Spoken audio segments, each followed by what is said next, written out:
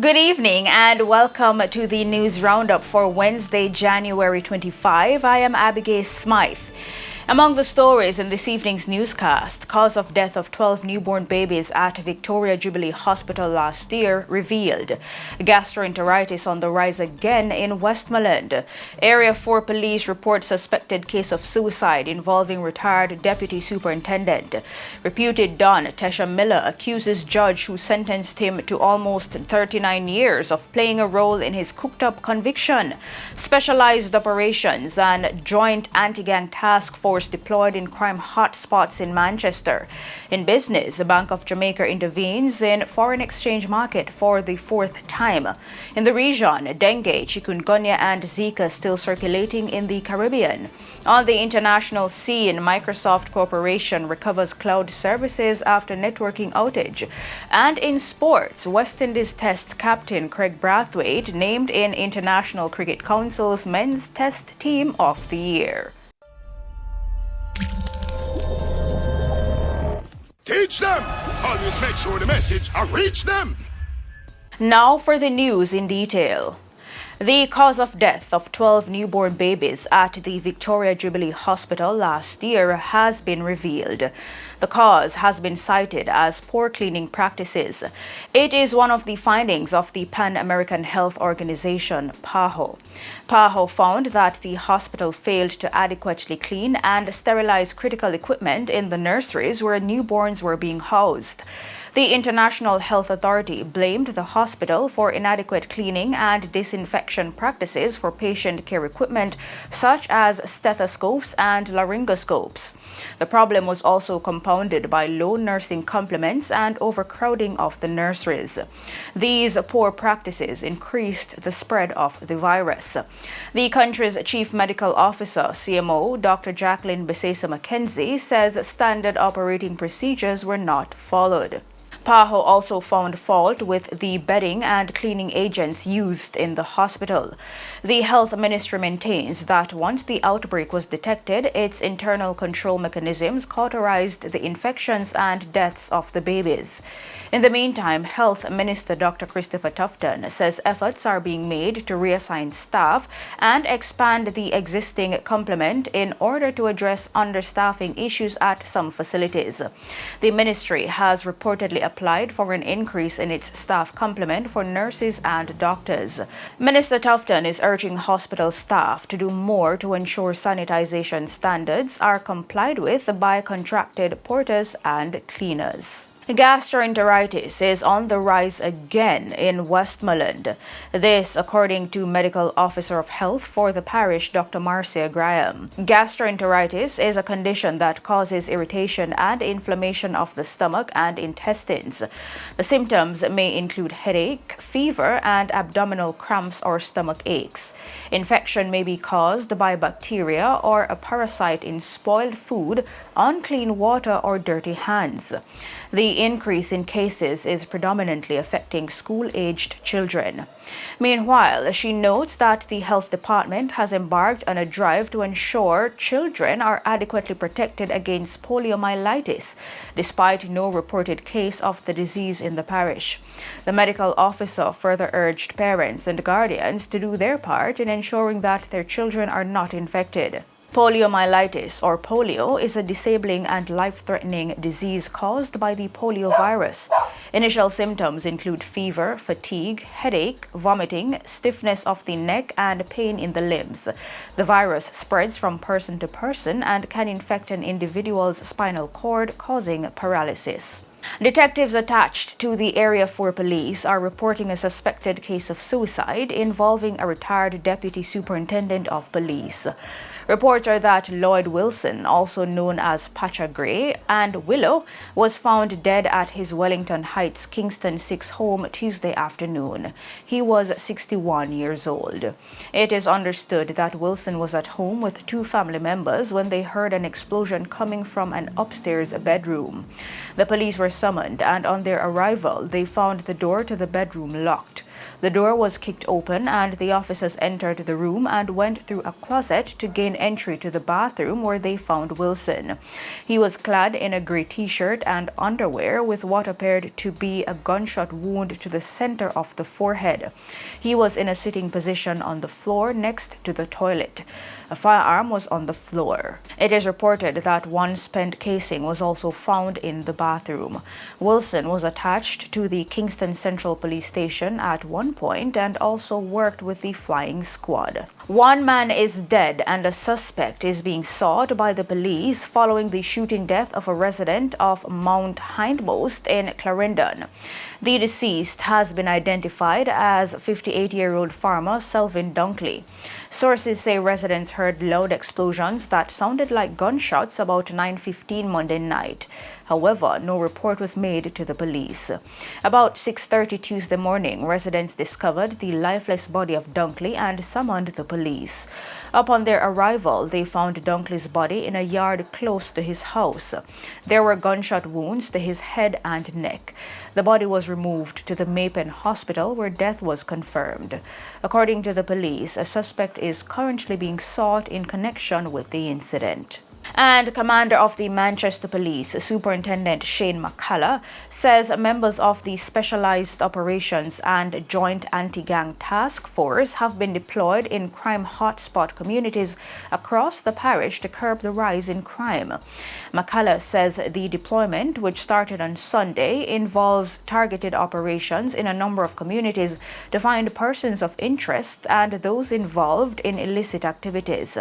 The commander notes that the police will continue its efforts in creating safer communities despite the short-term inconvenience residents may face. Curfew restrictions were imposed on the Land Settlement, Comfort and Broadleaf communities from 6 p.m. last Friday to 8 a.m. on Monday.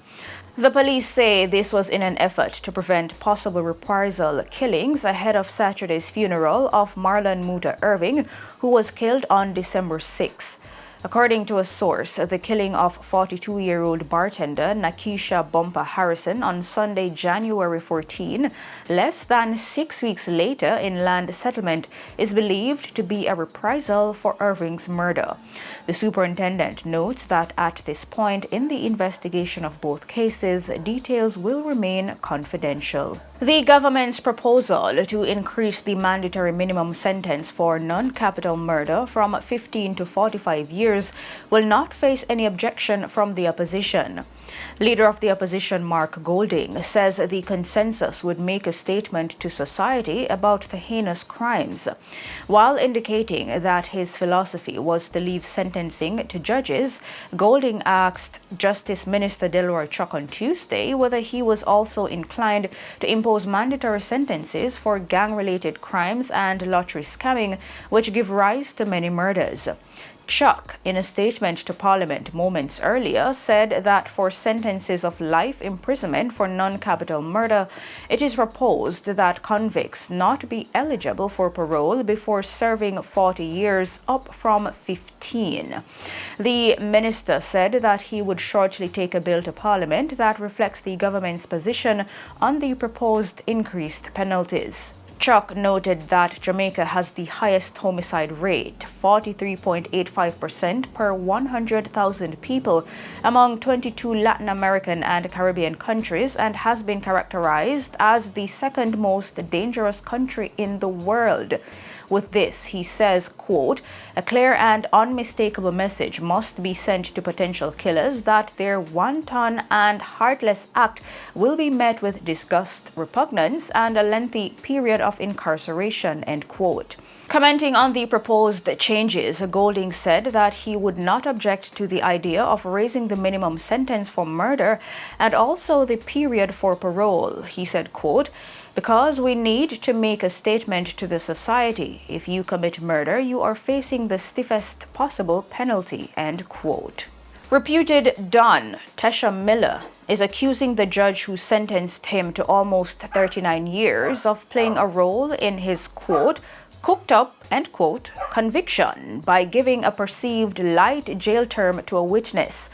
Miller was convicted of charges of accessory before the fact to murder and accessory after the fact to murder in December 2019 and was sentenced the following month to 38 years and 9 months on the former and 18 months on the latter by Justice Georgiana Fraser. The charges stemmed from the murder of the former chairman of the Jamaica Urban Transit Company, Douglas Chambers, outside a bus depot in Spanish Town, St. Catherine on June 27, 2008. The court accepted that Miller, who was accused of being the leader of the Spanish Town-based Klansman gang, had given the order for Chambers to be killed. A self-proclaimed ex-gang member had testified that Miller had instructed Andre Blackman Bryan to kill Chambers. Bryan, who was charged with Chambers' death, was freed in 2016. Miller is contending that he was not given a fair trial and that the judge, prior to his trial, had sentenced the main witness in an in-camera hearing and had given the witness an unduly lenient sentence of 10 years for murder.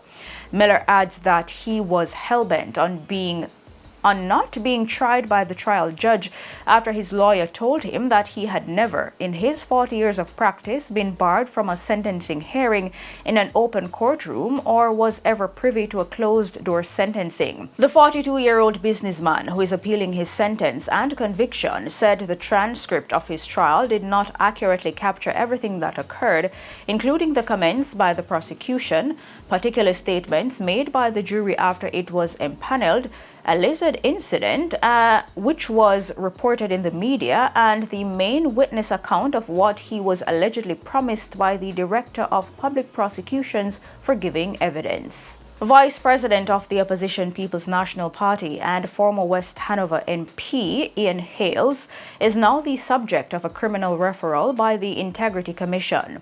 The referral on forgery and conspiracy to defraud allegations is contained in a long-awaited report from the former Office of the Contractor General, now Integrity Commission.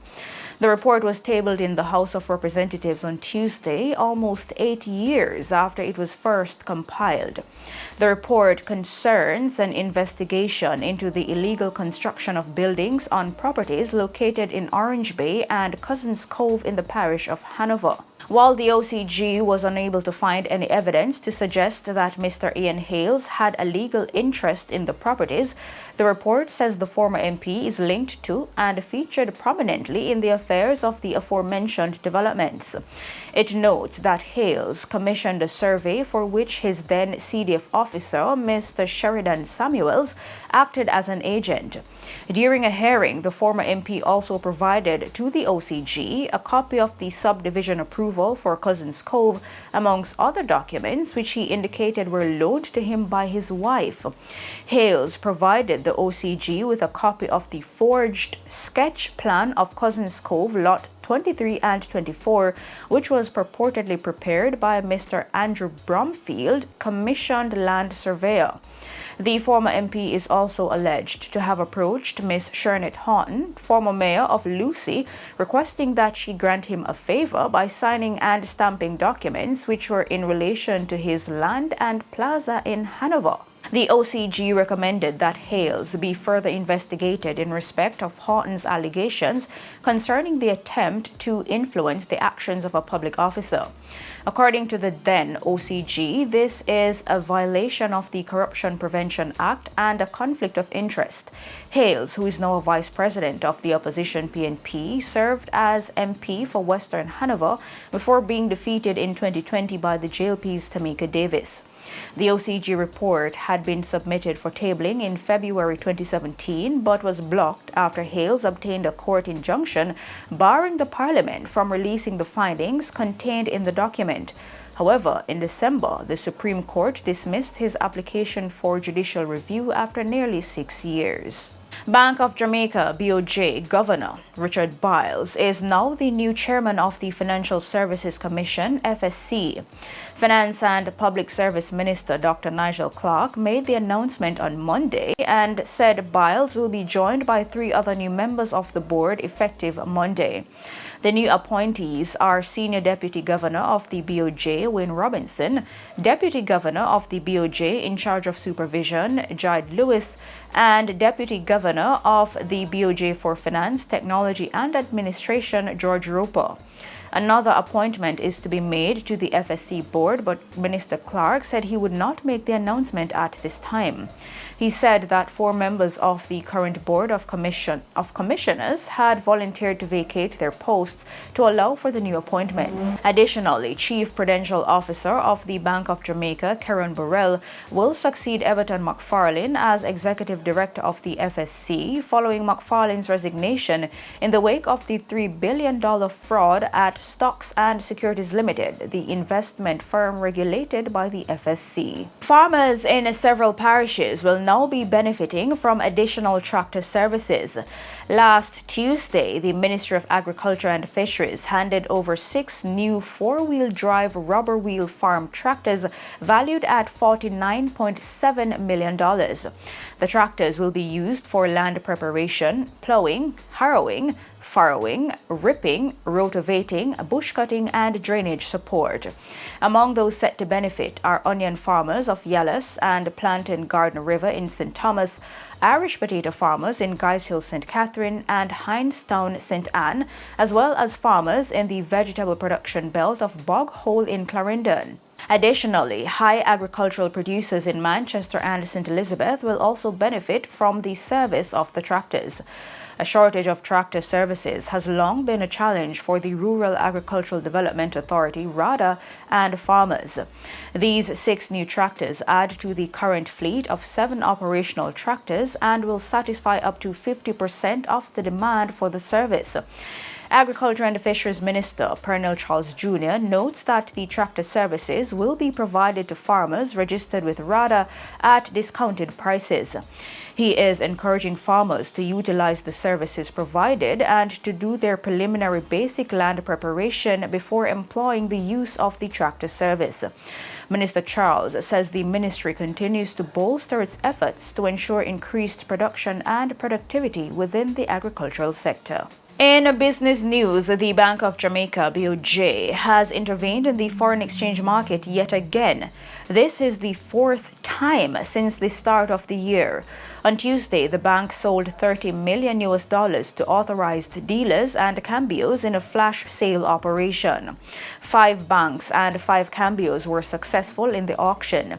Scotiabank, JMMB, National Commercial Bank, and JMMB Securities received the largest share at a settlement price of $154.23. The BOJ has added $110 million to the foreign currency market since the start of the year. In the region, the Caribbean Public Health Agency is reminding the public that arboviral diseases such as dengue, chikungunya, and Zika are still circulating in the Caribbean region. In light of this, the agency emphasizes the importance of prevention and control measures to reduce the transmission of these viruses. Executive Director Dr. Joy St. John has given the assurance that the agency remains committed to strengthening public health systems for early detection and response to the emergence, re-emergence, and spread of arboviral infections. On the international scene, Microsoft Corporation says it has recovered all of its cloud services after a networking outage took down its cloud platform Azure, along with services such as Teams and Outlook. These are used by millions around the globe. Azure's status page showed services were impacted in the Americas, Europe, Asia Pacific, Middle East, and Africa. Only services in China and its platform for governments were not hit. By late morning, Azure said most customers should have seen services resume after a full recovery of the Microsoft Wide Area Network. An outage of Azure, which has 15 million corporate customers and more than 500 million active users, according to Microsoft data, can impact multiple services and create a domino effect as almost all of the world's largest companies use the platform. Businesses have become increasingly dependent on online platforms after the COVID-19 pandemic caused the shift to more employees working remotely. And in sports, West Indies Test captain Craig Brathwaite has been named in the International Cricket Council's Men's Test Team of the Year following a successful year in the batting department. The 30-year-old averaged 62 in 7 tests during the last calendar year, scoring 200s, a marathon 160 against England in Bridgetown, and a fine 110 against Australia in Perth last month. Additionally, Brathwaite's Windies teammates, batsman Shai Hope and fast bowler Alzari Joseph were also honored and named in the Men's One-Day International ODI Team of the Year. Hope kept up his consistency in the game's shorter format T20, averaging 35 with 300s from 21 ODIs. He was among only 7 players to pass 700 runs for the calendar year. Meanwhile, 26-year-old Joseph was also among the leading wicket takers in ODIs last year, snaring 27 at an average of 25 from 17 matches for West Indies. He was the leading fast bowler in the world last year among countries in the top tier of world cricket. And that's it for your news roundup for today. I am Abigail Smythe. See you next time. Teach them! Hey, yo, hello! Send the message and make it reach them. It's teach them. Right here, Warlord representing. Thank you for watching. Like the video before you go. Please subscribe if you haven't done so. And remember to share the video with your friends and family. And browse the channel for more quality content. Until next time, walk good, my friends. Teach them!